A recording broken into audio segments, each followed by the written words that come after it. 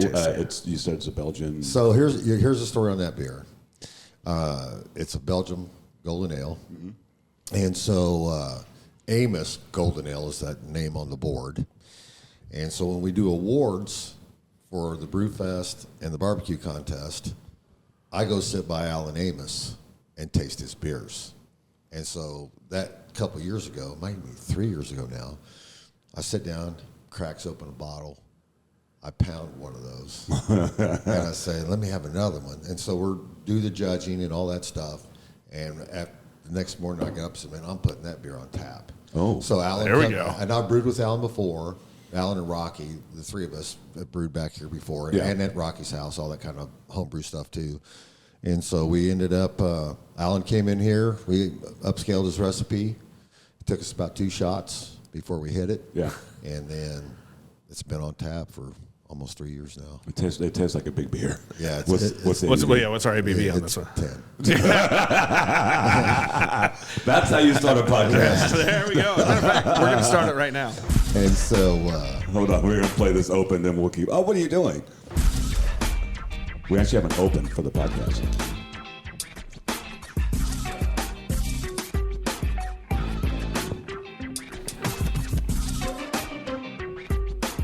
Beers with Nigel is poured for you by Dire Oil Graphics, promotional products and design. They cover your brand bumper to bumper with graphic design, promo products, and print. See what Dire Oil Graphics can build for you at direoil.com. That's DYEROIL.com. Smooth jazz. Shout out to our voiceover guy. He's one of the best Uber drivers in Las Vegas right now. There's a whole story how we got the long lost sexy voice of this podcast. Of Jonathan. So welcome to Beers with Nigel. It's a show about beer and other things and other stuff, depending on we don't know our own brand. Yeah, we're on the road. I know it's been a while. We're on a back-to-back like the Royals. We haven't played a doubleheader in a while. No, we'll see how this goes. We're in downtown Excelsior Springs, America. Little road trip. Yeah, at the Atlas Saloon. If you've never been here, this is definitely a destination because I've been here a few times and we're like, yeah, this is fun. Welcome to the show. You get to introduce yourselves. My name's Keith Hudson, and we got our brewer's license in June of 2018 here at the Saloon, and been brewing beer, so we're starting our 9th year. We got 10 beers on tap. I'm a Belgium and German beer guy, so four German lagers on tap right now. When Oktoberfest comes on, we'll have 5, and then 1 specialty beer that rolls in and out, like Oktoberfest and Irish Red and stuff like that.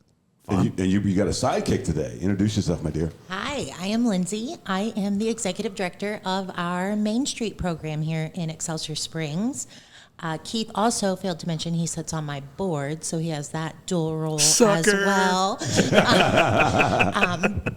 But in my job, we like to throw parties for people and have people hang out in downtown. So we're excited to talk with you guys today about beer and all the cool things we do. Well, before we get to the beer part, because we know you're on borrowed time because you got meetings, because you're on boards and things like that. But let's kind of get into how you got involved with downtown Excelsior Springs. Sure. So I feel like you have to go all the way back. Born and raised girl here. Left for college, swore I'd never come back to this town. Wow. It was like, get me as far away as I can. It was a dying town, like a lot of small rural communities. And I came home, I don't know, we're going to say I was 21 years old. Came home from college for a Christmas break. And my mom was like, you're not going to believe this. I am on the promotion committee for downtown Excelsior Springs. And I responded with, what the hell for? Because I knew, there's nothing here. And so long story short, I ended up getting a master's in school counseling, decided that is not what I wanted to do with the next 35 years of my life. And this job was open. And I thought, well, that could be a good placeholder until I figure out what I want to do as a grown-up. And 12 years later, I am doing my grown-up job. And still 21. Yes, still 21. But I have... Even back in 2015 when I started, it was still pretty desolate down here. They had started the program in 2006. A lot of the basics. We were starting to get businesses. But I came in and knew that throwing events and throwing parties were my strong suit, probably because I attended a lot of those in my younger years. But I thought events are what people want to be a part of. It makes a place feel busy, and people want to be connected. They want to be around each other. So my philosophy has really been to use events as catalyst for economic development. And we host 75 event days a year in downtown Excelsior Springs. It is a ton. 6 weeks of Christmas activation. So while we typically like our beer and wine events, we also have movies, Christmas, music. So we do a lot of family-friendly stuff too, because we want this place to be for everybody. Well, she's talking your language. She is. Yeah, that's a downtown guy. Yeah, I know he's got questions. No, I mean, I think you're right. Use those as a catalyst for economic development. You put people in the streets, you put them in front of the stores, you bring people down, and I think you hit that nail on the head with people just want to be a part of the community. Yeah. Are you a beer drinker?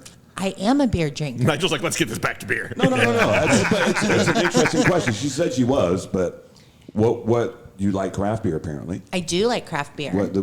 We have 2 questions on this show. That's true. And the first question is, what were you drinking before you discovered craft beer, and what turned you on to craft beer? Because college, you were drinking something. I was drinking the Bud Lights in college. Yeah. And then actually went and spent some time with some friends in San Diego, and they're the ones that turned me onto the craft beer scene. That will do it. Yeah. And raspberry wheats are my favorite, but this guy next to me refuses to put fruit in his tanks, so he's... you didn't make that a requirement for joining the board? I mean, I have tried hard. But if I am going to get a beer here, his Helles is fire. Love Okay. it. That's my favorite he has on tap. We might have that one next. Since we started out with a 10%. You gotta go down a little bit on the next round. Welcome to Excelsior Springs. This is my favorite beer. Yes. There's no Uber here. No, I do have an Uber. It's not. Yeah, it's me. So what's it been like? You guys been doing the beer fest for a while, and obviously you're part of that whole ecosystem of having events. How's that been going over the years? Because we love a good beer fest. We do. So when Keith was like, "Dude, you need to come promote our beer fest," I'm like, "Absolutely." Awesome. Yeah. So we started really small. I have a couple of board members, this being one of them, and another that like to brew beer. They enjoy drinking it. They enjoy brewing it. They like everything about it. And typically, our events are for women. They're wine, they're food drinks, they're mimosas. And we said, we have a strategy of trying to bring more men into the district. And at that time, we were also, that was when in the downtown world of economic development, they said, you haven't made it unless you have a brewery. Right. yeah. You're nobody without one. And we were like, well, how do we get a brewery? Let's tell people we like beer here. Yeah. And so we started having a beer festival. I think the first year we had like 5 brewers, maybe 10 beers. It was just in the Circle Drive. But we had a blast. And then he started brewing, and then we got a brewery, and we're like, we've made it. Like, we got the brewery. We're done. Right. And each year we've said, that was fun. And so it started standalone. And then we said, that was a really good time, but we think it could even be bigger. And how could it support maybe some other events that don't have that community connection piece to it? So we decided to marry it with a long-standing event that had been around for about 20 years. And it takes place on Saturday. And every year we've watched it grow. We started with 5 brewers. As we talked about a little bit ago, I think we had 18 brewers last year. Yeah. I think they brought over 70 beers. And so we just want to grow it to where it blows up so much and it doesn't have to exist with another event. It's just big enough it becomes its own beast. Well, I think every beer fest that has started out like that, whether it be Nano or Parkville, that's the exact way it started. Because the brewers want to brew, and they want to compete. I mean, hence the guys we had yesterday. It was we called it a homebrewers beef, but and we're going to stick with that story. And Nano started in the backyard. Yeah, exactly. Yeah, that was in the backyard. I mean, Bologna Brew Off and Lee Summit started on a driveway, with like 5 brewers or whatever. So the formula's there. And, beer brings people out. You said it started with a partner with a barbecue festival, right? It did. Yeah. Our KCBS sanctioned barbecue contest. I'm going to give that one a little bit of kudos. They did it for 18 years and said, we need to hand this off to someone else. They felt like we were doing events well and that we would be an easy transition, and they trusted us. We are now in year 26 of that event, and actually just got selected to be a part of the Barbecue World Cup, which is the Road to 1 Million in Las Vegas. We are now a qualifier site for Nice. that. That's cool. So most amount of teams we've ever hosted was 72 for the barbecue contest, and this year we expanded our footprint to 99. So it's going to be a pretty big year already. Wow. And win $1 million. And win $1 million. Not win, qualify Yeah. to go to Vegas and win $1 million. It sounds better when I say it. Those darn directors always make you stick to the facts. Oh, there you go. That was a That's a that, better now right there, you're in on the show. Yeah. That's a And 9. I feel like You said a 9? Yeah. No, I wouldn't wait till 9. wait till you hear Nigel judge. Well, He's judgy. burps, man. Yeah. Barbecue people, brewer people, I mean, they're the same mad scientist, a little bit crazy, mold, right? Yeah, I mean, I absolutely. think those two things go so well. Oh, also beer goes with barbecue. Beer and barbecue. barbecue and beer. Yeah, yeah. Yeah, peanut I butter mean, jelly, Gonna all that. slow smoked flesh and beer. I'm happy. I mean, shout out to Justin from Witness Brewworks. So he's like, hey, so we were going to do it on the patio. He's like, no, I've reserved the room at ITAP in downtown East Summit. Then he says, I'm bringing barbecue. That's the way you carry our favor. Yeah. Listen, beer and and food. barbecue. And the pork, he was his own. And then he also brought Jack Stack. The pork was his own? Yeah, he smoked the pork. Oh, he didn't mention that. Yeah. Oh, see? Now you know. It was delightful. We had like 20, 30 people show up. Yeah. And none of them watched us do the podcast. They were all back there doing their own thing. It was hilarious. No, there was like a little group when we started, and as soon as we said welcome, they were gone. We don't want to deal with you fools.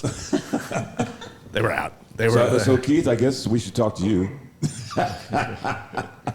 So what's your background in beer? I mean, how'd you end up Whiskey. homebrewing? Whiskey. Whiskey. yeah, my man. So about 15 years ago, picking around numbers, a buddy of mine, Tracy, and I wanted to start making corn whiskey.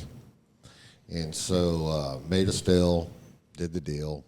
And so we would make our mash on Saturdays, and then we'd still on the following Sunday, 8 days later. Yeah. 7 o'clock in the morning, fire up the still, and started making corn whiskey.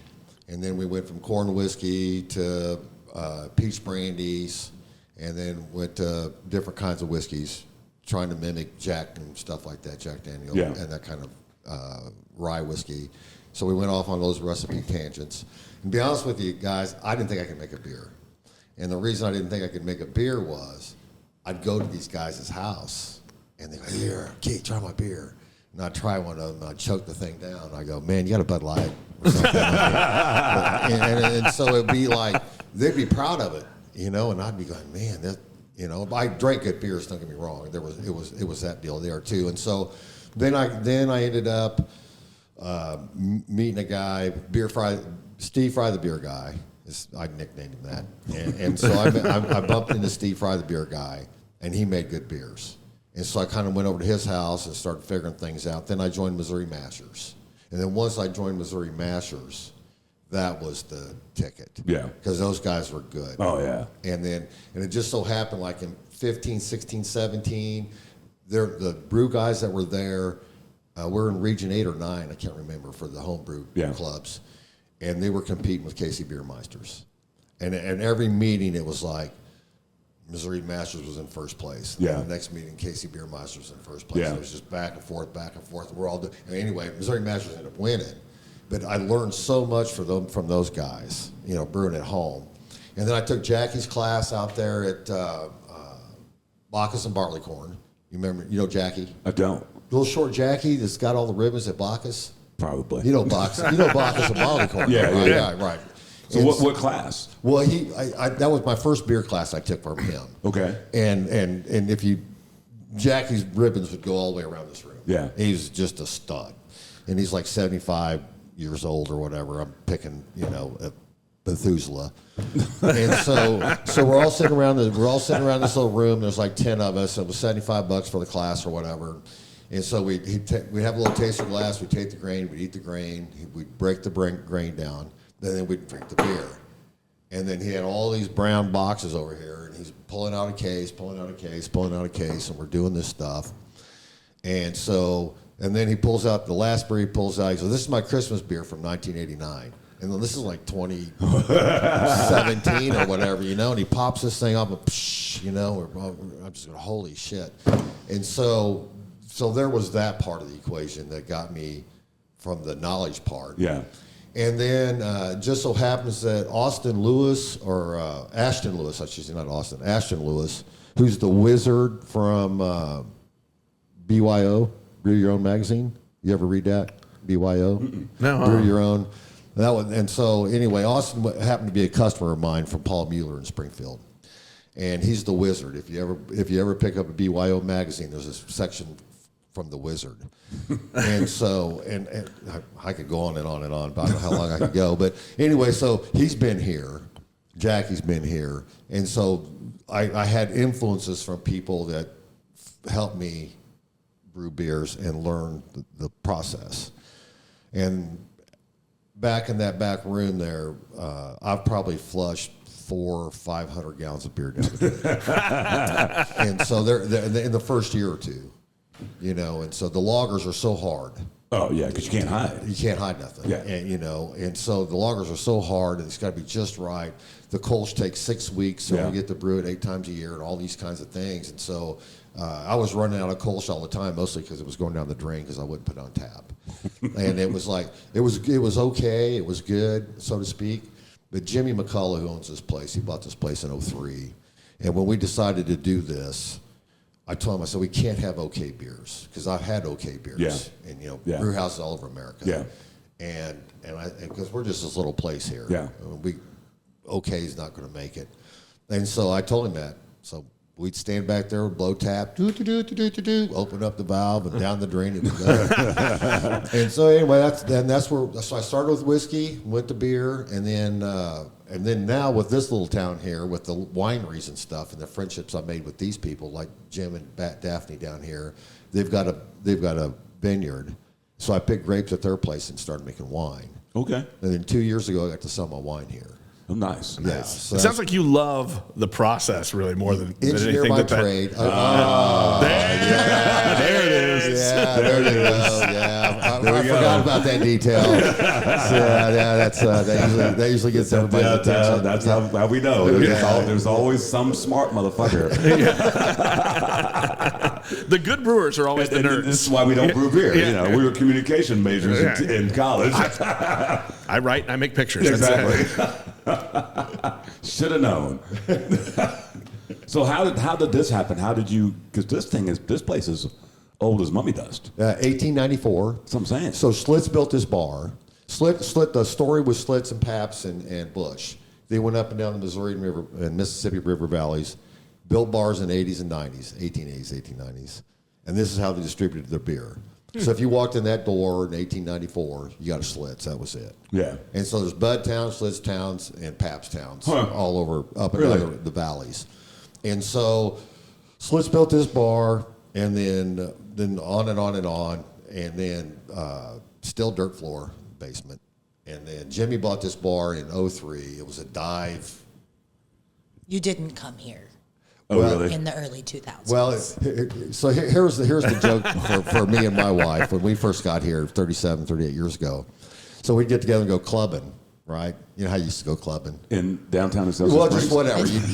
no, I was leaving forever, what- remember? So What was the Excelsior Springs club scene? all right, so we would go clubbing. Yeah, it's quite the thing. The Gold Dust, and well, you had a little clubbing place, center field and stuff. We own had that. she had a little bar over here too, and so there was these little dive-ass bars that were here in town.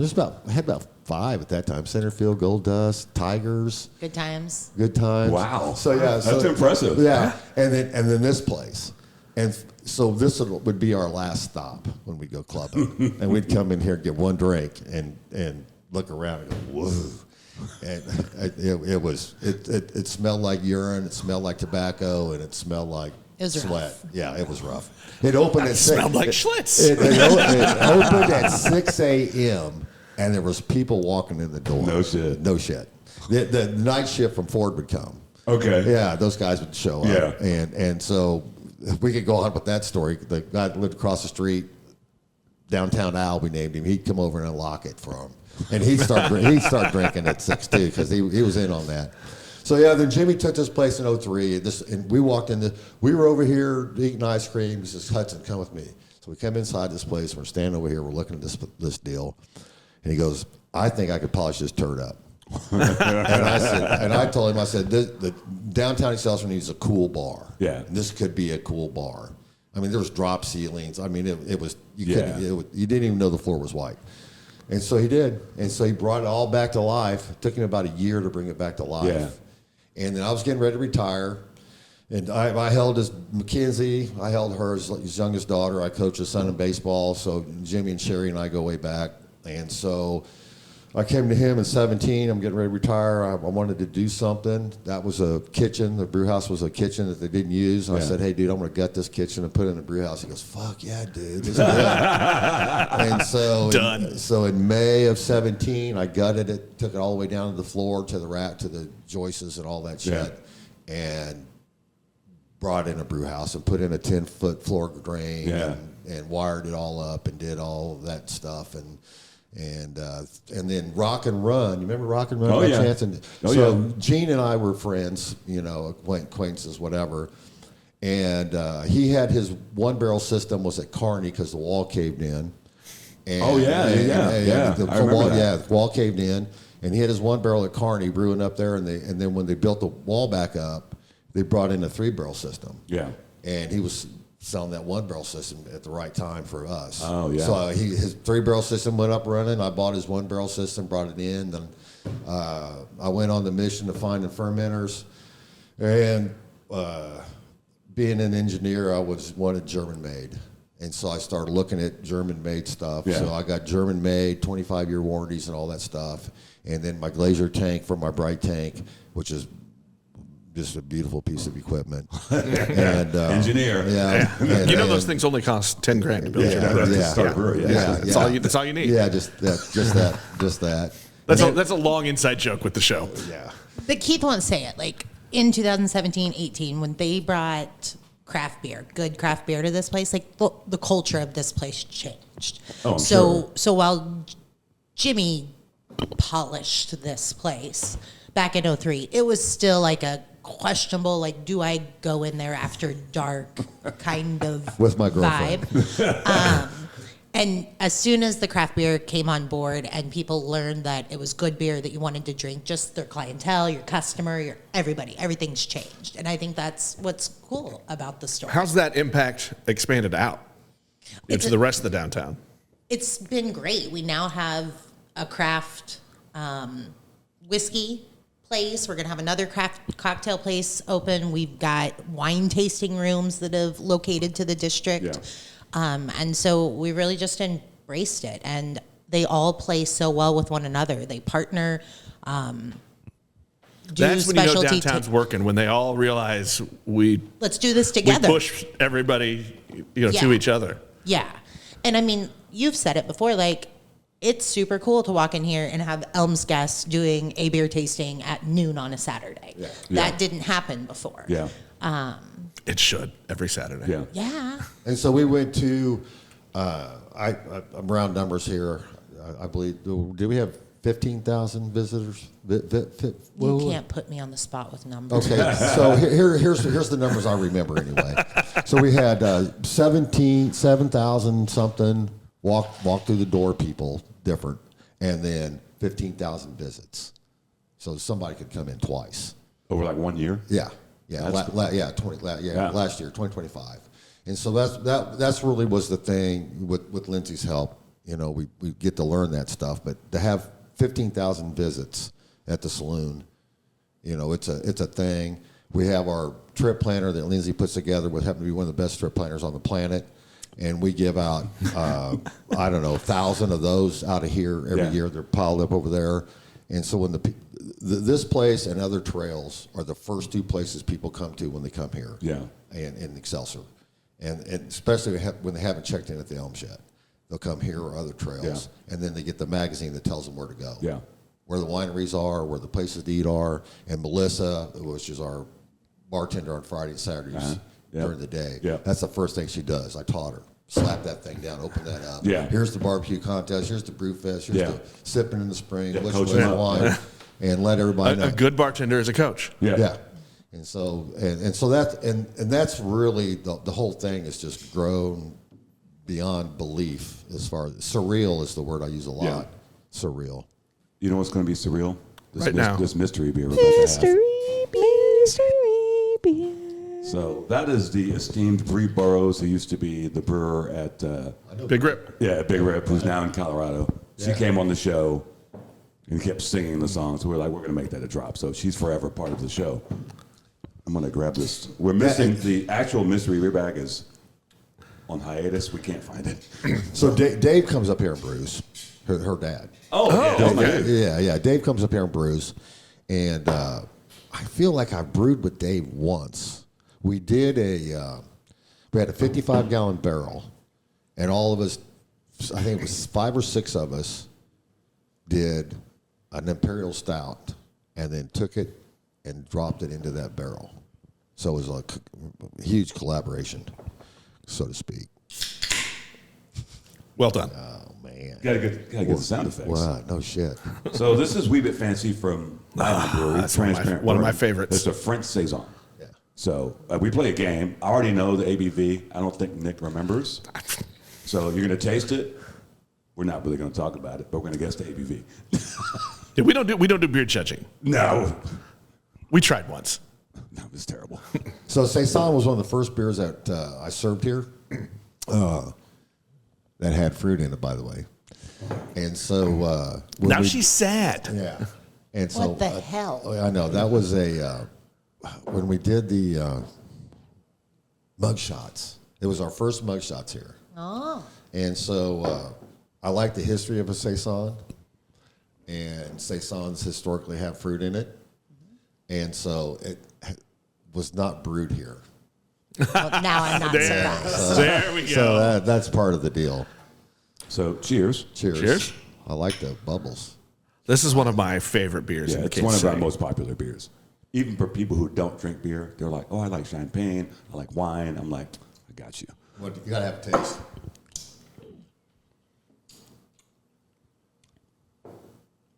I A love little that bit beer. of funk. I love that beer. Oh, that's good. Yeah, not too much. I tell people who don't know about saisons, I'm like, or farmhouses, I say, think Tank 7, but less aggressive. Because that French yeast is way more subtle, where Tank 7, before they changed the recipe, was very kind of peppery, kind of. It came at you hard. Kind of- It still does a little bit. Yeah, it's not the same recipe. Though. It's not. They don't, now it's called an American farmhouse. Ever since Duval bought them, they got all fancy. Really? Did you know they're in? They changed Tank 7's recipe? What do they do stuff like that for? You get all that money, you got to do something different. I guess I don't know. No, you don't. Did you know in Belgium there are Tank 7 bars, beer bars? It's called Tank 7. I did not. Yeah, it's crazy. Yeah, that's their biggest seller internationally. Yeah, it's crazy. Well, That's a good beer. pool beer. It's a good everything. Okay, you guys get to guess the ABV, and we'll decide if it's a full beer or not. Well, it's a saison, so it's got to be over 6. So You got to give me a number, 7.1. Lindsay. 9. Nick. I don't remember on this one, but I want to say it was closer to 8. I'm going to go 7-8. 6.8. Yeah, I was wrong. Yeah. But I guess you can make it a pool beer. I can make that a pool beer. You really, what can't you make a pool beer? Oh, I mean, with the right attitude. I mean, I do the Belgian as a pool beer. Why not? Because you'd be asleep at the pool. And what's wrong with a pool nap? I mean, make sure you got sunscreen. I don't know about drinking a stout at the pool or something like that. Yeah. I mean, See, not it's always stout season. yeah. Really? Oh, here we go. Is it Keith that took umbrage with that? Yeah. You don't think it is? Well, no, I'm going to throw a stout on the table. Yeah, it's always Yeah. it's always stout absolutely. season. I might have a stout in the bag. Yeah. You never absolutely. know. So, That is a really good beer, though. It's very tasty. It's one of those things since I worked there. So we have 4 core beers that we do, and we have like 7 other rotators. And so sometimes you forget about the ones that we always have. Like we've got a really great pale ale that I hadn't drank in probably 2 months. I had it the other day. I was like, it's a good damn beer. And that's another one I don't think about drinking it. because I'm fucking around with the other new ones. I'm like, you know. So this is what I do. I make a habit of going down the taps. Okay. So I try to make a habit of going down the taps. Like every day? What do you Well, no, not every day. I'm like, I'm like, is that the kid? Is that the Get kid up in the morning, eat breakfast, go down and then run to the taps. But We call that the Nigel flight, by the way. I make a concerted effort to go down the taps. Yeah. And taste all the beers and keep my, like you say, you forget. Yeah. You know, it's like, oh, I forgot about that. How good that you thing know, is, and then, yeah. so it refreshes my memory, and then also it refreshes me when I'm talking to customers again. Yeah. Do you have a favorite, though? My favorite beer in the world is a Helles. Is the Hellas? So I went to Oktoberfest in 14. The real Oktoberfest. Yeah, Munich. And all those little pubs, brewer houses or whatever in Austria and Germany, they all had Helles's on tap, you know. And then you went to Price Chopper, I don't know what they called it there. Price Chopper or whatever. And so, you know, their beer sections were you got plastic carts and you grab bombers. And you filled up 24 bombers. I mean, it was crazy. Yes, sir. And so, yeah, and I only had a couple weeks, so it was hard. And But somebody had to do it. yeah, and so anyway, it was just I got introduced to the Helles part of the world because I never even occurred to me to drink a Helles. Really? Yeah, absolutely not. I'm a lager dude for sure. Yeah. But I just never understood the complexities of the hops, the malt forwardness of this beer, and so because most of the time when we drink beer, our mind goes to hops. If you're not drinking Bud Light or Mick Ultra or some bullshit like that, but our mind goes to hops. You know, what hops did you use? And even when you're sitting around the brew clubs or guys, you know, what hops you use? You know, and if you're on the West Coast, it's like, how many pounds of hops did you use? And so, you know, the complexity. And so when you came to my house, this was what was on tap at the beer fridge. Yeah. And so when my 5-gallon jug, you know how we brewed at home with 5-gallon plastic pails. So when my Helles got done, and I brought it off the pail, I did that on brew day, and so my Helles would go into my corny keg, and my new Helles would go right on top of the yeast, and so I reused the yeast. Yeah. And that makes the beer even better. You leave us, you Lindsay? can say goodbye, you know. I was trying not to be rude. I didn't want to cut off the We Hellas embrace story. rudeness on this show, actually. We know you have a meeting. I do. Duty calls. But hey, it's been a blast. Thank you for being here. Well, for thanks for having us. showing up and giving us a whole different perspective of what's popping down here. That's great. Yeah, thank you. It was lovely meeting you guys. Likewise. Hopefully we'll chat again. Yeah. Keep We rocking will. downtown. All right. Bye. See you, Lindsay. She's trying to be quiet. It's fine. I already turned her off. It's fine. It's fine. Everything's fine. So anyway, Helles is my beer. You know, it's my favorite beer in the world. And so if I go into a brew house, you know, somewhere out here on the planet, and I don't know like sometimes, you know, you're untapped. I'm looking for the beer. If I'm just walking in cold, they got a Helles. I'm going to tap a Helles and then figure out from there what I'm going to do. We talk about that all the time. Yeah, Let me try your lager. Yeah. Because that tells you a lot about a brewery. Right. Your lagers together, if you got a bad lager. I usually start with the dealer's choice. Just give me what you love. Well, that And if they won't play that game, because sometimes they won't play that game. Won't play that game. Then my second question is, what's the weirdest thing you make? Or you know what? I want the weird shit. Or like I got this twice last week, and they were like, "What's your favorite?" I'm like, "That's not a fair question." I said, "All these beers are really, really good. What do you like to drink?" So you can't answer that question seriously, Nigel. What's your favorite beer in the world? No. On our board, when they asked, "What's your favorite?" Yeah. I said, "I can tell you what I've been drinking Yeah. recently. Is that my favorite? No. There's some other ones that I've been drinking. Right. But that's a hard question, though. If you ask me what my favorite style is, if you had to put me on a desert island for style, it would probably be stout. You know, I love a stout. That brewery stout we had yesterday was 18.8%. The Black Tuesday from the brewery. Yeah. So, but that's what I ask people when they walk in.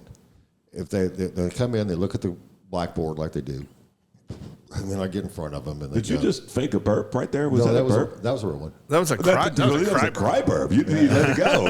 You can't. Well, I was trying to talk at the same time, so it got That was in the the way. weirdest muffled burp. So, and that's what I always ask him, Nigel, is what's your favorite beer in the world? And so I try to pin him down for that before I give him those strangest beer I've got on tap, which I don't have no strange beers. But so I always try to pin him down like that. And then, you know, and then the male-female thing plays a role in it because the girls drink Mick Ultra. I mean, it's just a thing. And so... A lot of guys do, too. Yeah, I know. But you know what I'm saying. I feel sad You got to when that hydrate happens. somehow. Yeah, You got to hydrate somehow. I mean, look, I guess if you're not serving water. Yeah. So, I mean, and so the people come in here, and then it like when I give them this, and they're, oh, that's too hoppy. When I say this, I mean the Atlas. What did we learn about that, Nigel? You know, oh, that's Don't too use hoppy. that. Don't use that phrase. I mean, really, there's ounces in here. Yeah. I mean, in the whole freaking barrel, there's ounces of hops in there. So. Well, and you have sometimes people don't understand there's hops in every beer. Yeah, that's that too. But you know, but hops have such a Different hops. different flavors. You know, have it's bitter. No, not every hop is bitter. Right. It's not the way it works. Yeah. If you know what you're doing. The balance is the hard part. Look at you. Wow, Welcome man, to the you're show. laying it all out. I know. Welcome to the show. I was a little late to the show, but I wanted to announce my presence. 6.75. We'll give you that. Oh shit, man! You got to really go all out, told don't you. you? Damn. He's shit. Helga from the East German judging team. So where are you from? Where'd you learn Really? Are you going to answer this I need truthfully? you to let that joke go because I was calculating in my mind where I've lived the most. You know where I've lived mostly in my life? Oklahoma? No, Kansas City. Really? Yes, I grew up in England. Yeah, I So grew up. is that where you learned to drive? No, I was 12 when I came here. So all right. So where'd you learn to drive? In Oklahoma. All right, that's where you're from. Is that the way that Yeah, works? That's my rule. That's my rule. When I ask people, if you moved in 12, you can't say you grew up there. I was a grown ass man when I was 12. Yeah, Not that's, like that's you bullshit. Americans. That's bullshit. I started school a year before you motherfuckers did. He's Oklahoman. Really, is what I'm this really means. not. So are you a Sooner or a Cowboy or any of that shit? I don't really. I'm a light sports fan. I don't get all emotional about it, but I'd be a Sooner. But I don't really. Based on geography? I don't give a fuck. You know. I mean, I've lived all over the place, and you become a fan of wherever you live. You know what I'm saying? I've lived in. I was never a Cowboys fan, but I did live in Dallas. But here we are. All right, I'm glad to hear that, man. You were about ready to get raided there on that Dallas shit. But I lived in New Orleans, and but then again, that was the year they went to the Super Bowl. You also so- covered it. Yeah, so that was kind of a magical thing to be part. Whereabouts you of. live in New Orleans? You said when? Whereabouts did you live in? Did you live in town? Or? I lived in Kenner. Okay, there you But go. I worked at a TV station in the city, in the CBD, Channel 6, Yeah. WTSU. Right on. Yeah. I was just down there a couple weeks ago. I was just down there a month ago. Yeah, spent 4 days on Bourbon Street. Yeah, I would never do that. Yeah. 4 days and 4 nights and 4 early mornings. Did you go to any breweries? No, as a matter of fact, we did. It was my son got married and How old's your son? 31.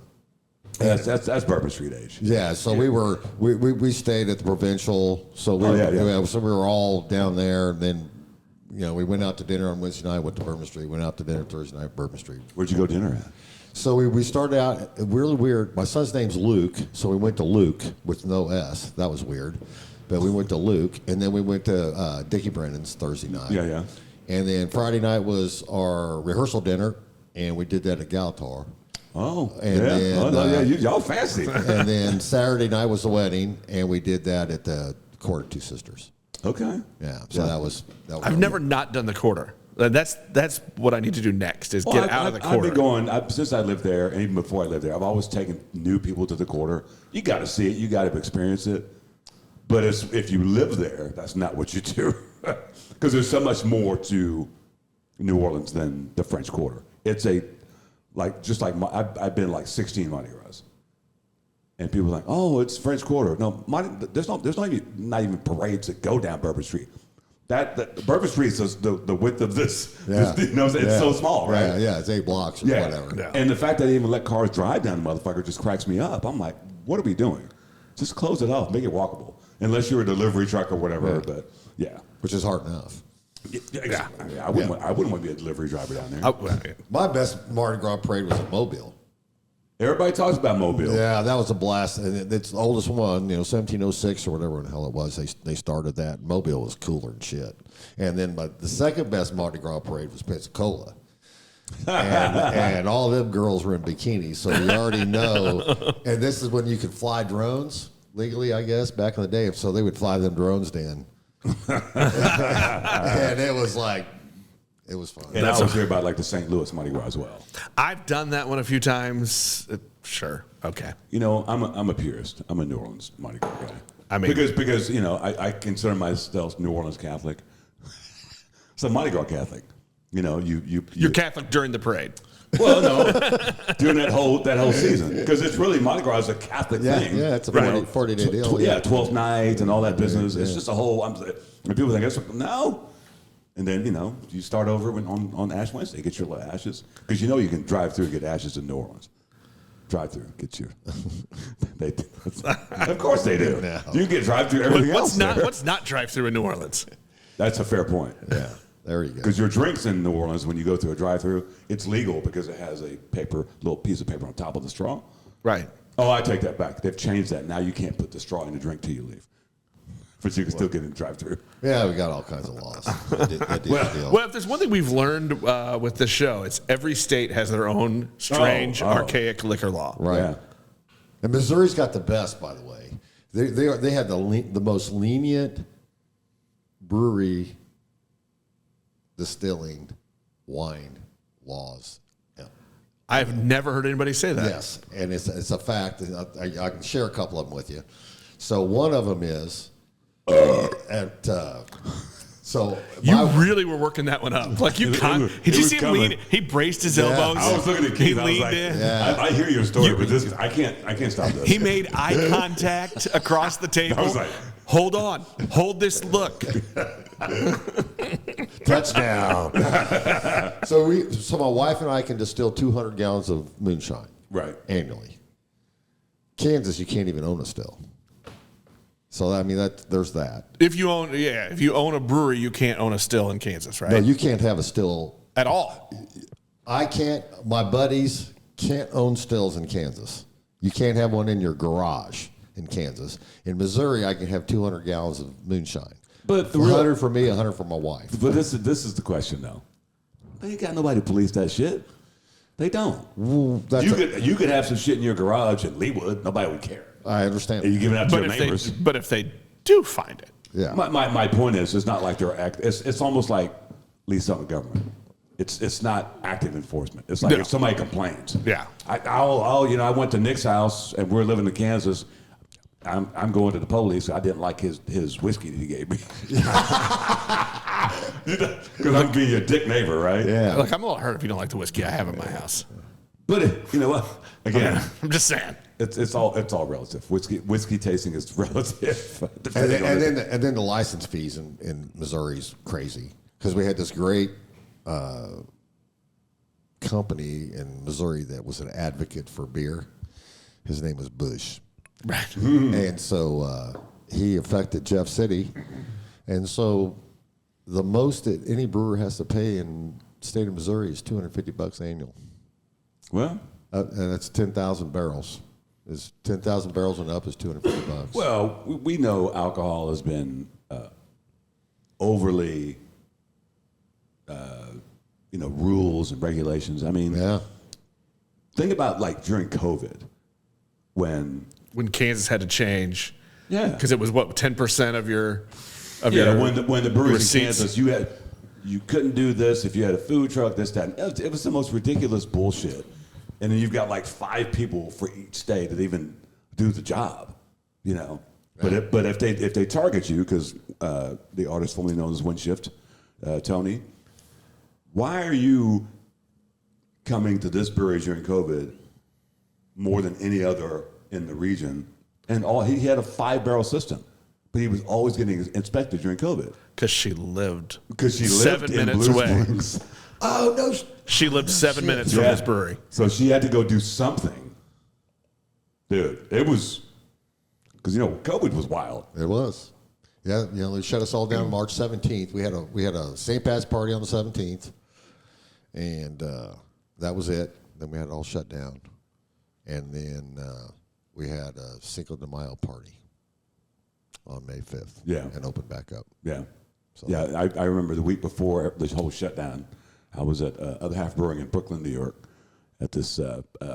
What he's not telling you is he actually brought COVID to Missouri. Hold on. It's Hold on. Nigel's fault. we're at Pastry Town, so it's all pastry. Ground zero, Yeah, Nigel. yeah. So we're at this beer fest, and the Corona thing was just coming out, and we saw this. It was like the first responders with these jackets that Corona. We thought, oh, this is like a task force. It says Corona on the back. No, it was Corona in New York. They had nothing. They just happened to be the first responders at the beer fest. Right on. But if that happened a week later, it would never happen. But still, as beer fest go, You and Blake came back. Yeah. And the That- next week, It was- we all everything shut down. Yeah. No, so it's your fault. I mean, look at us. If there wasn't COVID, we probably wouldn't have done the podcast. Well, we were doing the podcast already, Barely. but it let us. Is that when you guys started? Was Yeah. 2020? We had done about 3 episodes, Yeah. and then when the world ended, we realized, oh, we can just talk to anybody anywhere because the internet. Because Zoom was the thing. If you had Zoom stock back then. Yeah. So we started talking to. I'd get on Twitter. I'm like, ooh, let's talk to this person in England. So we talked to several people in England during COVID on the podcast. Right. Melissa Cole, who's author, master Brewer. Cicerone, chef, Yeah.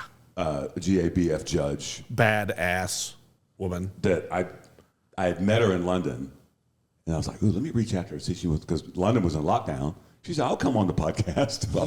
I said, Nick, we just got a big fish. We're we got a big fish. Well, we got Rock Leopard from London. Yeah. I wonder how he's doing. We need to check back in with him. Yeah. Yeah. Who a couple years later we saw at the beer fest in Pittsburgh. Yeah. He flew over. Yeah. So where'd you grow up, Nick? I'm a Kansas City guy. Where'd your high That school is at? not true. Where'd your high school at? I spent most of my life in Blue Springs is where So I did you go to Blue Springs High and all that stuff? I thought you were like Springfield or something. Oh, you went to college. I was born in Joplin.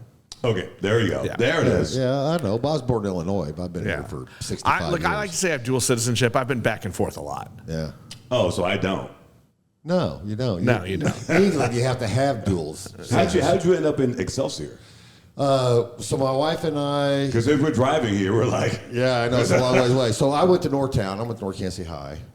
My wife sat next to me in history class. Her last name was Hayes. My last name's Hudson. We sat next to each other and all that stuff. Her dad coached me in Little League. Her older brother was my friend, was a good friend in junior high and high school and all that bullshit.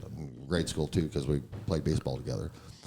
And then when Brenda and I found ourselves after I got out of college and stuff and got together, she was always beautiful. And I always had hots for her, so we finally... I finally conned her. Yeah, finally got together, and we were really trying to. We ended up out here because it was out in the country, and so we really just thought we were going to come out here. We just got married. We're going to spend 5 years out here. We're going to have some kids, and then figure out where we're going to live. And then I was just like, man, Never left. After I got out here, I said, man, I'm on a gravel road. Gets dark at night. see the stars. And see, yeah, don't piss off the deck. And so, Dude, that's an amenity right there. Yeah, it Listen, is. being able to pee outside, yeah. huge. Yeah. And so one of my fondest memories is my boy and Trey and Brock, Jimmy's boy, Brock.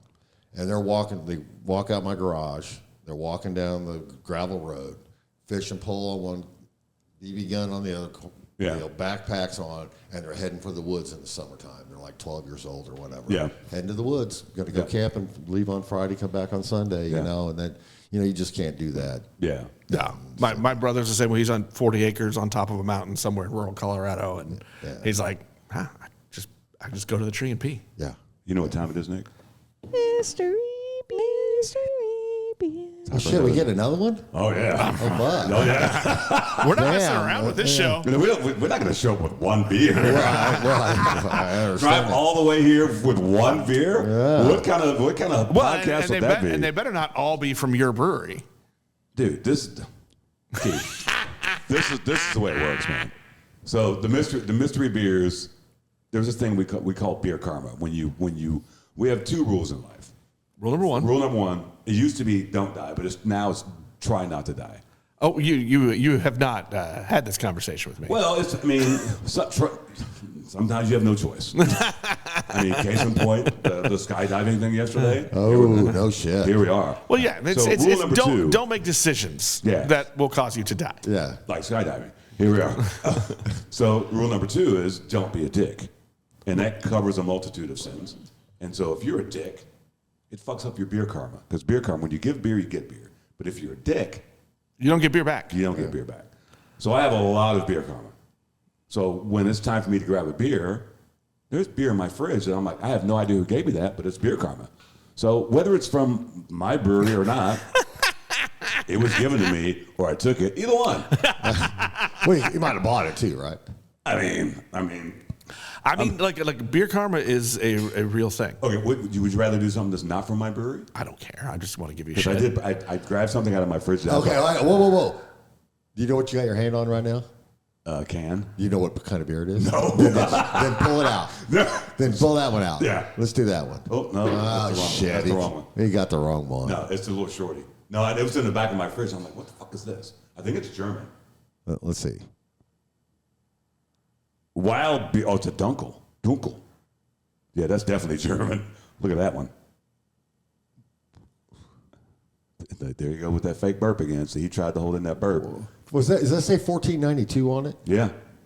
1462. All right, never mind. Eckerbrow. Wilder Dunkel. How come I don't know that beer? I don't know where I got it. What are you talking about? Well, I know, but I don't want. How come I don't know that beer? Collaboration with Brewery Eck. I love. So that. it's Infusion Brewing and Brewery Eck. Infusion's out of Des Moines, I think. And I just saw the ABV, so I won't play the game. Yeah, well, but here. well, you get the great. pour then since you fucked it up. Oh, get that mic over there. Nice. So we do a beer tasting here on second Thursday of the month. And so we had 25 people here last Thursday. Yeah. And so what do you taste? It's like a share? Do they bring beers? Or No. it's your beers? I put it on. I host it. Okay. And so I bring beers in, which surprising me. I don't know that. That's a dark Dunkel. That is, I was about to say this. That's a dark ass Dunkel right That's there. a dark ass Dunkel. Let's see if there's a description. Since I've already looked, let me see. It's got a nice head, though. Ooh, that nose is very nice. Let's see. Because I'm not a Dunkel guy. I am. Dude, I drank it, and shout out to Steve Hawley from Casey Beer. He came on the podcast a few weeks ago. Great guy, great beers. I love their beers. I just don't like Dunkel. I don't know why. Oh, I do. That's their best beer. I do. No, it is not, sir. Okay, everybody. So who's Steve? Steve Hawley. He's the owner of KC Beer. Okay. Yeah. So is Carlton still brewing there? Is Carlton the brew They've guy? got several breweries. Brewers. But Carlton's the brewmaster, isn't he? Well, there's like 4 or 5 dudes. But I know. Carlton's still there. Yeah, but he's the guy. Yeah. He's the guy that started the whole thing. Well, and there's No, Jurgen. Steve started it. Steve no, and I'm Jurgen. talking about brewing beer.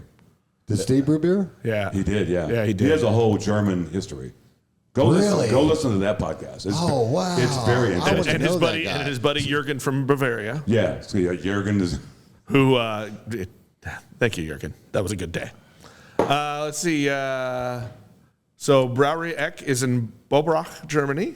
I do like that. It's a family recipe, carefully Oh, selected did you malts hear to create that? a Hey, dark and hold on a hearty second. Did you hear Bavarian those classic. words that came out of his mouth? I do like that. Well, look, he doesn't. He just talks out his ass a lot. Well, no, that's no. I'm sure. No, it's not. as a Dunkel, that because it almost leans porter. This one does. It leans porter. That's There's almost like a chocolate nose. yeah. on I it. know that's what I'm saying. They've thrown Yeah. some barley in. It's an old Which family- really throws people off. It says old family recipe on there, so who knows? So when people come in and go, where'd you get that chocolate taste? Where'd you get that raisin taste? Where'd you Yeah. get that? Yeah. And it comes from the barley. It comes from the barley. I said, it comes from the barley, and that's where sometimes when I do tastings, I will taste the barleys. Yeah. And then you go, that plum or that raisin taste. You'll get out of that barley and then taste that beer. You go, oh shit, man, that's where that There's a came lot from. of plum in that one. Yeah. I'm curious to see what you guys think the ABV is. I've already looked. Well, it's a Dunkel, so it's got to be like 5 something, 5.5, 5.6. Well, it is Price is Right rules. Which one are you going to? 5.1, 5.5, or 5.6? It's a Dunkel. I'll go 5.6. Well, I'll go 5.7 because it's Price is Right rules. Okay. The actual retail ABV 5.5. Okay. So you both went over. So that But means you were closer, though. No, so that means it's mine. That's really, really good. And please don't run off with that can. Because anyway, so back to what I do is so I bring in these beers, and so like Thursday we drank a beer from 1492 from Schopenhofer. I don't know. Are you Yeah. And so we were doing rattlers and stuff, and so because it's summertime, so we're doing rattlers, and so in the wintertime we do stouts and Scottish ales and things like that. So I kind of roll around with different ones. But I try to bring in, this last Thursday was 4 beers I never had before in my life. From where? Different parts of the world. And one of them was 2 pitchers, which I've drank 2 pitchers before, but I never had that beer from 2 pitchers before. And another one was from Stiegel, which I've had Stiegel beers before, but I never had their Raspberry Rattler before. And so it was a Stiegel's Raspberry Rattler, which was really good. That sounds great. Yeah, it was really good. And Infusion, by the way, is from Omaha. Oh, I knew that. Yeah. I knew that. I've been there. I've been to their place. Well, how do they do this collaboration with those guys from Germany? That's a good question, bro. I don't know. That's what. It was really freaking good, though. Wow, how do they do that? I want to do that. That's actually a really good taco. I'm sorry. Dunkel. So there's a saying in the radio TV business, mark that tape or something. Is there a saying about that? Mark that tape. He just said something. Well, I don't edit, so everything that gets said gets put in there. All right, good deal. This is a low-effort podcast. Well, we went from I don't like Dunkels to... Also known as Deckles. he likes Deckles. I was in the Dunkel. brisket world there for a minute. And so, there's that. And that's the other part of the equation, too, is you mentioned about barbecuers. So I've been competing for years in barbecue contests, too. And then I had a barbecue restaurant in Blue Springs. Really? Yeah, Wood Chapel Barbecue. I remember that. 1984. No, you don't. I moved in 84. Yeah. Okay. That's when we got there. How old were you?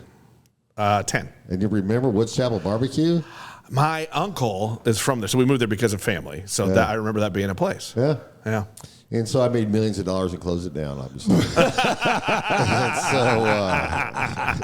I was really, I just got out of college. You know, I started a business, and then I started the barbecue business, and was working 90, 100 hours a week doing 2 things. And I thought I could make barbecue, and I found out that it's harder to do that.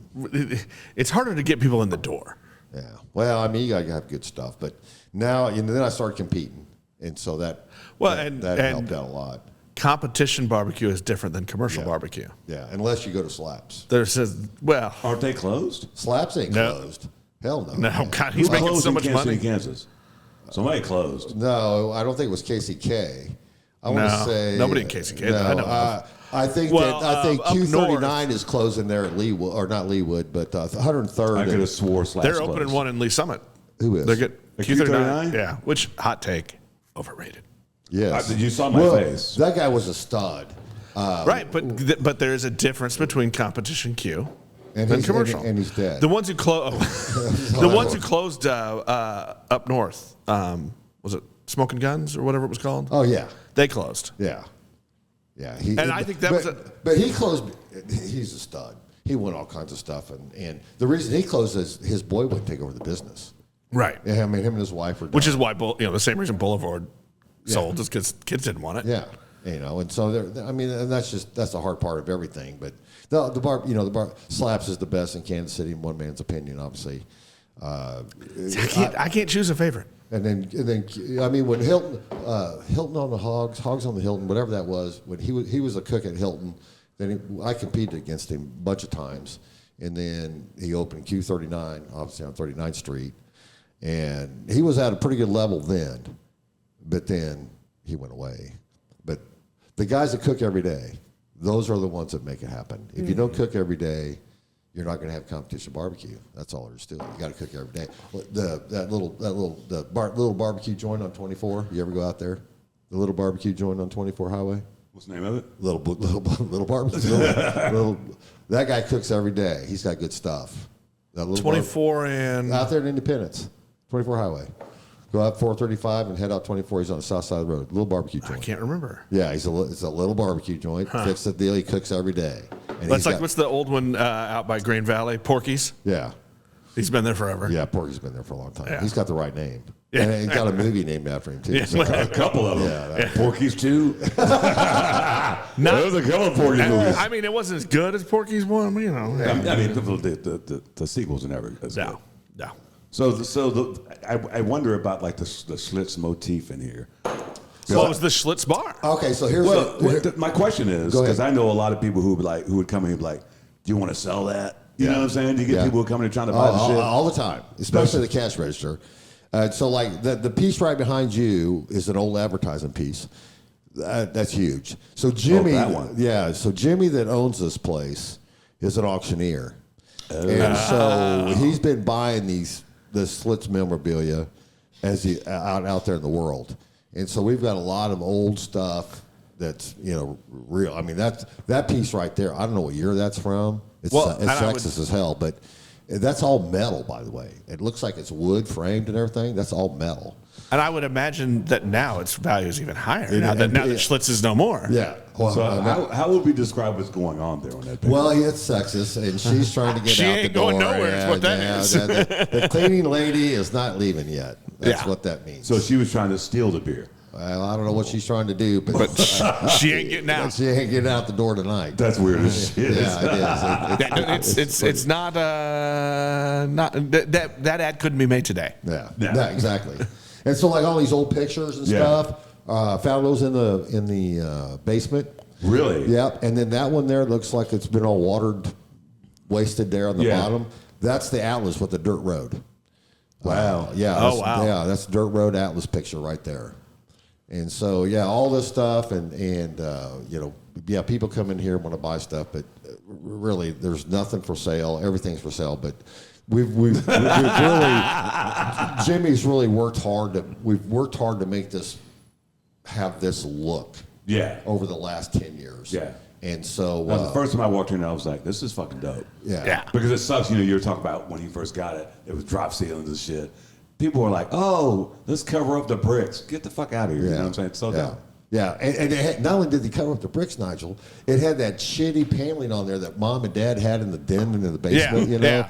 That was $1.62 a Well, and it also was probably that nice cream color you only get from 40 years of nicotine. Yes. You say that out loud like it's the truth. The ceiling was that color. Oh yeah. Yeah. And then all the woodwork was black with nicotine. We didn't even know it had the color in the woodwork Wow. when we did that. And the floor, we didn't know the floor was white. And when he pulled the first drop ceiling down, there was a second drop ceiling. Wow. And then he pulled the second drop ceiling down, then he found the tin roof. And then once he found the tin roof, he said, "Man, I got to pull this back to life." So he Yeah. pulled the tin roof back to life and did that. This back here was kind of my invention. This was dive. And so I built the storage room there, put the brick here to bring that brick back out, at least that look. Yeah. Right. And then we start open mic, like it says there on that July of 2023, we start open mic here. And so Wednesday night's a jam up night. We have 10 to 20 performers comes in here on Monday night or Wednesday night at 6:30. What's the population of Excelsior? About 11,000. Wow. About 11,000 people. So I guess that's a captured audience. It's not like they're going to Kansas City. It's too far. Right. So Lawson, Kearney, Richmond, Liberty. Those are You're pulling those- from all the little all towns all here. those You people know, come up here and play. like my brother-in-law's in Rayville. He'll come out here. Rayville? Yeah, Rayville. Where's that? It's about 8-9 miles to the east. Never heard of that. It's got a winery. Got a great winery there. Yeah, Van Til's I'll is be there on Sunday. Yeah, Van Til's is there. Are you going to Rayville? Yeah. Oh, that's where he lives. Yeah, we'll be at his place on Sunday. Yeah, Van Til's is a great place to go drink wine, get a piece. They love that place. Yeah, it's a great place. Yeah. It's a great place. I haven't man. been yet, but they've talked about it. So just a little winery talk. So we got Van Til's out there. Our oldest winery is Finn Styles up on the hill. They got here first, and the story's crazy story. But bottom line is they came from California. They looked at. I'm making numbers up because it sounds better. they looked at like 40 properties around here, and when I say around here, Clay County, Jackson County, Platte, and Ray, and all that. And they settled on this beautiful hilltop up here, which is good for growing grapes. Finn Styles opened, little place about this big, and then now it's this big old thing, and it's a huge deal. Yeah. And then Shamrock opened like 3 years ago. I'm picking a number, maybe 4. I call it the $1 million winery. And when you pull in off of the gravel road and go down his entryway, it is absolutely fabulous. And Mike and Denise own that place. Mike, I think, got 3 medals last year at the Governor's Cup on the wineries. Really? Yeah, I think he got 1 gold and a bronze and a silver. Wow. And he's really got a really good Chardonnay, and he's got a really good red. He's done a really good job for just 3 years doing this shit. Oh, wow. And so, yeah. And It's hard to get good that fast. Well, you know, you want the story? I can tell you the story. It's cooler than shit because it helped me out too. Stefan Summers from Germany comes to Missouri, goes to Columbia, the campus, MU, and wants to make Missouri the best wine in the United States. That was his goal. And this guy was absolutely phenomenal. He'd pick up a glass of wine like this. We'd take 10 samples at a time. He'd take it up, he'd look at it like that, go like that, and tell you what stage of fermentation you were in. Oh, no shit. That guy. He was just phenomenal. And he's a brewmaster too. And then he'd taste it, he'd break it all down. And so that's why. I mean, we'd go there and I don't know if you're familiar with winemaking, but wine is the hardest thing. Whiskey's the easiest thing. Make it, throw it in a barrel, come back 10 years later, yippee-ki-yay. and beer is like, well, you know right away. It's a good beer, Right. either 7 days later or how long longer, got a beer. But wine, it could be 3 months, it could be 5 months, it could be 6 months, and if you put it in a barrel, then it could be 2 years. All these little variables for wine. And wine's the hardest thing because sulfur messes it up. Yeah. Oxygen and sulfur just attacks it like crazy. And so this guy was good. And Stefan helped us all just really craft some really good wines and put us on a path. And he's really brought Missouri wines up. Is that program still going? Unfortunately, I want to say the answer to that question is yes. I don't know. But Stefan, for whatever reason, decided to go to Tennessee. And he just left like a couple months ago. And so I don't know, Nick, if that's true or not. But That's interesting. That is- Because I feel like sometimes Missouri gets a bad rap for its wine. Oh, absolutely. And I'm not a wine look. I drink wines that I like, but not a I wino. don't. But I don't know enough to know what I like or don't. You know what I mean? Right. I can't talk about it. But you can give me a bunch, and I'll go, yeah, I like that. right. But I feel like in circles, Well, Missouri gets a bad rap. It does. They're sweet and they're screw top. Right. Right. Well, I mean, the screw top thing's over because we've all now decided that screw top's the only way to go. I mean, get rid of the cork. It's a dumbass idea. I mean, it was good for its time. We're done. Almost everybody's done with corks. You know what? Technology always wins. Yeah, it's better. It keeps your wine better, a whole 9 yards. So that part. The challenge with Missouri wines is that the wineries try to adhere to the women who want sweet or semi-sweet. And so now you got a pear wine, an apricot wine, cherry wine, and all these sweet wines. But they don't grab the grapes and make them into the stuff that they can be made into. And I'll give you an example. Van Til's, Cliff, he's a stud. And so Cliff Van Til, he makes Norton's. And Norton is the Missouri State grape. I don't know if you know that. You ever heard that before? Sure. So Norton is the Missouri State grape. Okay. And so you go taste Norton wines, and if I threw a 2025 down here right now, and we tasted it, all three of us would go, ooh, that's scalded dog shit. And so, but yet all the vineyards will serve that. They're 2025s today, when they shouldn't. They should let that stuff sit and rest and be in a barrel for 3 or 4 or 5 or 6 years or whatever. Let it rest. But they're trying to make money, so that's part of the challenge. But man, I went to a dinner with Cliff, and he busted out a 2018 Norton, some bullshit like that. It was just phenomenal. And so that's part of the bad thing is that Nick decides he wants to get a vineyard, and he was going to sell grapes. He's going to make a living. And then I got Can't wait that long. Yeah. I got to do the deal. And Right. then Napa Valley's been around forever, and of course France has been around since Napoleon. And so there's Yeah, if you're opening a winery, you're not doing it for yourself to be rich. You want your grandkids to be rich. Yeah, or you're just having fun. Oh, doing it for shits and giggles, guys. Yeah. Absolutely. So I mean, there's all those things that play. So and then Walnut Creek's up here in Holt. By the way, we were talking about wineries and vineyards and stuff. And then Walnut Creek's up here. So we got 4 wineries. And There it is. Yeah, he just kind of let that slide out there. So anyway, There it is. we've got all that happening, and so that's made this part of the world of Excelsior Springs. And if I got a moment here, now that Lindsay's gone, so Lindsay's a rock star, and I think you know that, Nick, right? Yeah, she's a rock star. And when she came here 12 years ago, we were at 95% vacancy, and we're at 95% occupancy. Wow. Here. And so we did 7.2 million in retail sales in our little deal here. In a town of 11,000. And just this little spot right here. That's just from Thompson down to Wine and Shine. I mean, it really goes off from Springs, but whatever. So we went and we had 1.2 million hits on our website last year. Had 120,000 visitors. We're dragging people from all the states. Even Oklahoma comes up here. You'll believe it or not, Nigel.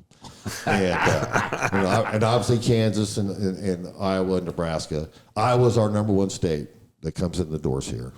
And I mean, obviously Missouri's number 1 state, but traveler-wise, right. Iowa's number 1 state. Cool thing about Iowa's, they're Germans, they're beer drinkers like sons of bitches. And then a couple will come in here, and then next year another couple will come in with them. And then another year, another couple. There'll be 4 or 6 of them come through the side door. And those Iowa people they're beer drinkers for sure. Yeah. And so that it's just, but Lindsay's vision is why I'm involved in it. You know, and I've said this out loud before. I wouldn't be a part of DEP if it wasn't for her. I mean, I found out what her vision was for downtown Excelsior Springs, and then I follow her. You know, what do you want me to do? Lindsay calls me, hey, can you do this? I just say, yeah. If it's going to make this place grow and make this place better, that's a good downtown director. Is they just they find the suckers and they just tell you to do things, and then you do them, and all of a sudden it's a decade later. And we're doing 7 million in retail sales down here. Yeah. That's crazy. And then I think 3 years ago, we started Which Way is the Wine. And these witches and bitches are walking up and down Broadway, all dressed up like the hocus pocus witches and stuff. I mean, there's a couple hundred of them, dude. And they do that in downtown. Yeah. We've got Witches Eve, we call it. Yeah. And so we're still in hubcaps, not reinventing the wheel and stuff. But listen, it's called R&D, rob and duplicate. Yep, right. And so so it's just been really so much fun, and I really didn't. I tell this story too. When I was 25 years old and had a barbecue restaurant, energy technology industries, and all the stuff I was doing back then when I was a kid getting out of college. I would have never thought in a million years that I would hear a belch like that live on TV. I'd be brewing beer, making whiskey, making wine, and hanging out. Beats a real job. It does, dude. It's just so cool. And, like I filled my fermenters up with lagers a couple, 3 weeks ago, and then I went down to Bourbon Street, then I went to Florida and went fishing for a week, and then I come back. I don't have to. I'm not under any pressure like I was when I was working 60, 70 hours a week. So let's talk Beer Fest. We need dates and. Oh yeah, August the 15th. Yeah, we touched that earlier. Yeah, we did. So it's August the 15th. Barbecue contest is August the 14th. It starts that Friday. So we do our whiskey walk that night.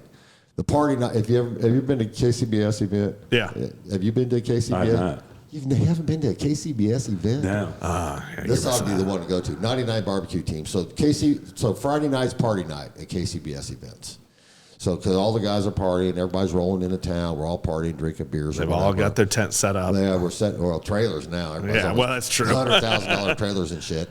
And then the party's Friday night, and we do a whiskey walk, I think we had 175 lanyards walking around last year or something. 17 whiskeys I think we're doing this year. And then the Brew Fest is that Saturday, noon to 3, VIPs at 11. So 11 to 3 if you're VIP. VIP, you get barbecue. And then what's cool about, what probably separates our Brew Fest from any other Brew Fest in America, or probably around the planet, is that so barbecue contest, chickens due at noon, ribs at 12:30, pork's at 1, and briskets at 1:30. So at 12, I compete, I do like 20 thighs. I turn in 6, so I got 14 thighs left. So I take those 14 thighs, I go around these other guys around here, and I grab another 20 or 30 thighs or whatever, and I take them down to the brewers, and I go through all the tents. Oh. And everybody's getting competition thighs. Oh. Right? Is that cool? I'm going to pretend to brew beer. Yeah, exactly. It's worth it. And then ribs is at 12:30, same thing. Go around, we cook everybody does 3 or 4 slabs, but you only turn in 8 bones. And so you turn in your 8 bones, you got all these other slabs. Nobody wants it because we're all barbecued out. So go around and grab 50 ribs, go through all the brewers grab ribs, and who's ever into the tent with them, their wives, spouses and stuff. And everybody gets ribs, then pork, and then brisket at 1:30. And then there's a nap for the brewers. Yeah. Somebody said that yesterday. When's the nap? And then also on top of that, each brew team gets 2 barbecue lunches, which this year is going to be pulled pork and beans, barbecue beans. And so we feed you. Damn. That is different. Yeah, it is. And so it's a really cool feature. And then somebody's going to cook up some burn ends, and then I'll walk in there with them floating on it and all that cool burn-in stuff. I know, man. And so I'll walk through there, and everybody's just like grabbing a burn-in out of the pan and stuff, doing the deal. Yeah. And then we give out 4 tap handles. They're all custom-made tap handles. Really cool tap handles, too, man. I've got a guy that does it for a living. And he just, every year is a different tap handle. He does a custom thing. We do 4 categories. So it's People's Choice, Brewer's Choice. Yeah, right. Which everybody does. Right. And then we do Best of Show, which is the shit. Best of Show is the best thing. And then this year, our feature beer is IPA. So every year we pick we did a wheat, we did a Kolsch, we pick a different beer every year. And this year's an IPA. And so, and then whoever wins Best of Show gets a corny cake. And so I've got about, 10 corny cakes at the house. So I just grab a corny cake and donate it to the cause. And so, so everybody gets a corny cake. And we sat down here, and the whole water's in the grass. So it's in the grass, which is nice. And you're down in the hollow there, so it's kind of cool. Yeah. Sun's not beating on you so much with the buildings and stuff. And we supply the ice. Got one of the big ice truck deals. We got a big ice truck, so we supply the ice and set you all up, and you got electricity if you need to run a fan and stuff like that. And then normally what happens, I don't know what we're going to do this year because 99 teams, we've never done this before. I don't know where we're going to put everybody. And normally all the guys come down, gals too, but most of them barbecue guys weigh 250, but they all come down and they sit down in the horseshoe there by the Hall of Waters, and then they're drinking beers too. Yeah. Those guys are trying to empty out their corny cakes. That sounds like a fucking. That sounds like a great time. Yeah, it is. And the awards start at 4. We do the Brewers awards, the beer awards for first, and then we do the barbecue. Barbecue, we give away about 15,000 in prizes. Wow. The barbecue. We can't give away money for beer. Right. Wrong. The answer to that is wrong. I mean, really? We can't even give away gift cards. No. Yeah. Yeah, that's Missouri. Government. Yeah, it's just dumber dirt. Yeah. That's like, really? I mean, a $20 bill, or really? Or a $50 bill, a $100 bill, or a $50 Amazon gift card, or something. Yeah. I think somebody tried to give away scholarships, and Missouri said no. Like, if you want to go pro, here's a scholarship because you won. Yeah. I know. That's dumb. So anyway, so there's that part. So we've talked about how much has grown, and the vision. The Alan Amos Ale, he's on our committee, and so Alan and I, this is with Lindsay's, direction for sure. the three of us did that. Then we started recruiting people to get on our roof. And we meet at this table, too. Tomorrow night, as a matter of fact. Or Thursday night, I mean. So we meet at this table. We talk about the deal and figure it all out. And so I want something like Parkville. Yeah. That's my vision. Yeah. Parkville's great. Yeah, Parkville's great. Yeah. I want a couple thousand people. Yeah. I want to be a zoo. I want Boulevard there. Yeah. I really don't want Boulevard there, to be honest with you. But I do want Atlas to be there. Yeah, because you guys were there this year. No. Oh, well, no, I mean at our Brewfest. Oh, I'm talking about Parkville. Yeah, we were at Parkville. You want the pro circuit, too. Yeah, except I want it to be 3 halves, Wellco, River Bottoms over here in Carrollton, and Call Sign down off Burlington. Mm-hmm. Yeah, we know Steve. Oh, yeah, Steve, yeah. So I helped Steve. I could tell the Steve story for you. So anyway, to start with, I would like to have all those brew houses here represented because we're up north. This part of town. Yeah. That actually makes sense. And so I helped Steve set up his brew house. Oh, there you go. Okay. It was in January. I don't know if this interests you. It was in January. It was like January 10th. It was -3 degrees. The wind is blowing. Did you go to his first place there on Gentry by chance? No. Oh, I did. Yeah. So that was a cool place. That Quonset hut thing. Yeah. All those tanks had to come through a garage door. Oh, yeah. A garage door. Now, when I say garage door, like at your house. Right. So we had to bring them off that 40-foot trailer, lay them down. Yep.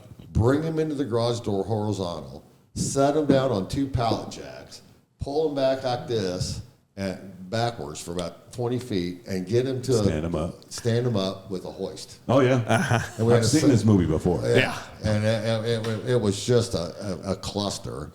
And then of course he built his walk-in cooler, which is nothing but 2x4s, insulation, and air conditioners. Yeah. So yeah, Steve, and the tables that were in Steve's original place were in this part of the bar. Yeah. He bought those from us, the tables and chairs that were in here before we went to this look. Yeah. And he took those down there. And look at him now. And Look he at was that. a Missouri Masher guy. Oh, Yeah. Oh, yeah. And his place now is it's huge. He's It's great. He's rocking Yeah. it. Yeah, I bring his beers in for tasting. Yeah. Yeah. I bring his beers in. I try to. That's another thing I do is I try to bring it. I want to bring narrow gauge in here. Have you had any narrow gauges beers from St. Louis? Oh yeah. That guy's a stud. Oh yeah. He is a stud. Yeah. No, Steve's walk-in cooler is out of control. Yeah. I was like, what are you talking about? Well, this is not. It's so ridiculous, bro. It's been a pleasure to have you on, man. This has been good. Yeah. We've covered a lot of bases, and it was great to have Lindsay here. That was a nice surprise. So well done on that part. Right. It's always nice having a pretty girl around, Well, and she's handling shit downtown here, so that's a good thing. That's it. And I appreciate you guys coming up too, man. That was cooler shit. It seems like I know you from somewhere, Nick. Probably. As soon as you walked through the door, I was like, man, I know this guy from someplace. Probably not. Yeah, I do. I know you from just a strip someplace. club, Well, the Lee Summit deal. Is probably why. Maybe. Yeah, you might have seen us down there if we've. Did you ever go to any conferences and stuff too? I've been to a few. Yeah. So we probably seen each other a couple of those training sessions or something. Yeah. That's where it's at. I'm sure it's where it's at. Where do people find you? Like if they want to follow Atlas on the socials and things like that. Jimmy and I aren't very good at that. But you have a social. Yeah, presence. we're definitely on Facebook. We're definitely atlassaloonbrewery.com. And I threatened to do the Instagram thing, and went back there and because those brewmasters do that stuff, hey, I'm brewing this beer today and doing that. But the age factor for Jim and I doesn't match that deal. And the other thing too, Nigel, is it's like 15,000. It's like what do I got to do? There's a button every chair here Saturday night. Yeah. For music on How Saturday. many more people can you handle? I know. Right. It's just, and people say they wanted me to go bigger. I said I'm retired. I don't want to go bigger. Yeah, I heard, If I was still telling them to build my empire and I was 40 or something, 35 or 40, I'd already be out of here. Yeah. I'd already have a 10-barrel system someplace doing something different. But I get to brew. I get to relax. Yeah. I get guys like you coming in here and stuff. And so I'm just, really my whole goal personally is just to make Excelsior Springs grow. Yeah. And then so as long That's as a great goal. As long as that's growing. And we talked about that. It was a fine line between doing this and then going to that next step. Do you want that responsibility? Do you want to? We were talking about that. That headache. Yeah, because it's a whole. Because you're still doing it. Yeah, I don't want a full-time job. No, but you're still having fun. You're enjoying it. Yeah. You know. Tell people the address down here. What's the address? 100 West Broadway. This is what I say to everybody. You can't get more downtown than Broadway and Main Street. And we're right on the corner of Broadway and Main Street. Wherever I'm at on the planet, when people say, yes, I'm in the corner of Broadway and Main Street, downtown Excelsior Springs. You can't. Well, anytime your bar has the corner door, Yeah. you know it's Yeah, it's the shit, man. Yeah. And so there, it's been here since 1894. We always, the tornadoes were out Saturday night, right? Yeah. This place was packed. People, what are we gonna do? What are we gonna do? We've been here We're gonna since drink beer. 1894. Everybody were good. Don't worry about a tornado coming and hitting this place. Get another beer and hunger down. Yeah, listen to another song by Mike Gray. Look, we all know duck and cover to the table. It'll be fine. Yeah, it's great. And then when we started the music thing in 23, that really. Yeah. That took us to another level. We started, open mic on Wednesday and then music on Saturdays, and the people come here and open mic. We call it the launch pad, and I had this little epiphany a couple years ago. Guys that come in here and play, never done it before in their lives, and then next thing you know, they're playing, Wherever, playing gigs around town and stuff. That's awesome. And I got another kid. I'm waiting to. He's like 23, 24. Jesse James. What a great stage name.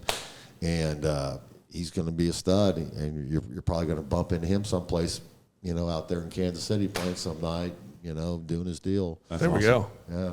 Nick, where can they find us on the You socials? can find us on, well, I don't know about the socials because that's your job. But we're on the Apple Podcast, the Spotify, That's still the YouTube. socials. That's still socials. Yeah, sure. Why not? Yeah. And then you do the Instagram and the Facebooks. Instagram, Facebooks. That's where you can find us. We don't do that. We don't do. We might get you 2 more people to come in here, actually, based on our listenership. I find that hard to believe. We're gonna send 2 people here. Yeah. Downtown Excelsior. I find that. Hey, so when's your birthday, Nigel? I'm at March, baby. Yeah, March what? March 1st. Oh, shit, right off the bat, huh? Yeah, right off the bat. Yeah, what about you, Nick? August 6th. Oh, yeah. It's coming up. Coming up. Yeah. How old are you going to be? 51. Look at you. So just remember, August the 14th, if you come out here on the side door, Atlas booth will be out there. I'm smoking a hog up. Oh. We usually Hello. feed about 200 people, roughly. And so there'll be moonshine, there'll be wine, there'll be kegs of Atlas brews out there. And this year, Whole hog and booze. And then Sold. I usually do about 40 pounds of barbecue beans, and we'll have like 40 pounds of potato salad, all that bullshit, just a regular barbecue fest. And then I usually have seating. I got a 30-foot tent and a 20-foot tent, so it's huge setup for everybody to come up and just enjoy. Yeah. We'll have a 20-foot trailer. And we'll start playing music about 6, so we'll run some bands through for Nice. that too. And if I can figure out how to do this, I'm gonna smoke up a 7-foot alligator. Oh, shit. There we go. Where do you find an alligator at? Well, I'm glad you found. The guy from New Orleans wants to know where the hell you find an alligator from. He's not. Roadkill? Yeah. So believe it or not, I've been on this mission, and there's definitely a place in southeast Missouri I can get one. Really? Yes, absolutely. And there's a really up and down the Mississippi River on that side of the state. There's a couple 3 places that I can get one. And then my son just married a gal that's a Southern girl, and her dad has got a place to get farm alligators. Huh. So I'm working on this 7-foot farm alligator thing, and I smoked alligator for the first time in my life not too long ago. I did a crappy job. I'm glad I got that out of the way. You gotta have the learning curve. Yeah. I didn't know what the story was. I should have thought about it for when I was doing it. But anyway, it doesn't matter. So I think I'm gonna do a whole hog, and I think I'm gonna do a 7-foot alligator this year. Fuck yeah. Well, 99 teams is a big deal. I want it to be special. Oh, Yeah. yeah. And so both of you guys are definitely invited, and you bring. This is what I always tell people who come to the barbecue contest that I invite. Yeah. I don't have time to talk to you. Now you're working. I'm playing in a band. I'm cooking. We're drinking. We're partying. We're having a blast. It's best if you bring a party with you. Yes. So if you bring 3 or 4 people with you, that's cool. 6 people's cool. 8 people's cool. I don't care. Just that you're welcome to come. Parking's a challenge. It's downtown. You expect it. Yeah, and then the other thing I always tell you, if you've ever gone to the American Royal, Yeah. so if you go to the American Royal, you got to get there before 4. If you don't get there before 4, parking's a You are walking for a while. it's a mess. Yeah. So this place is no different. Yeah. Now, and of course it's a downtown event, so there's that part too. Fantastic. So I just had a blast today, guys. I didn't get a chance to break out the stout, but we can still do that later. This time. We did it off camera. Yeah. I want to try that Hellas though. Everybody's even. No, you're not getting out of here without trying my stout, dude. Okay. Well, I was talking about the stout I have in the bag. I'll leave that one for you. There we go. Oh, you got a Hellas in the bag? No, I got a stout in the bag. Oh, okay. We're going to drink my stout first. Okay, hurry. There we go.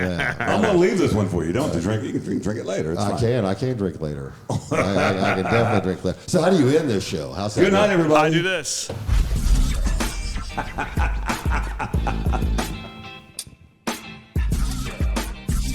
You've been listening to Beers with Nigel, a show about beer and other stuff, hosted by Nigel Woodbury and that other guy, Nick Parker. Beers with Nigel is poured for you by Dire Oil Graphics, providing bumper-to-bumper graphic design, promo products, and print services. Find them at direoil.com. Beers with Nigel is a proud member of the Fredcast Network and is available on all of your favorite podcast flavors. Find Beers with Nigel on Facebook, Twitter, Instagram, and ask Alexa to play the Beers with Nigel podcast.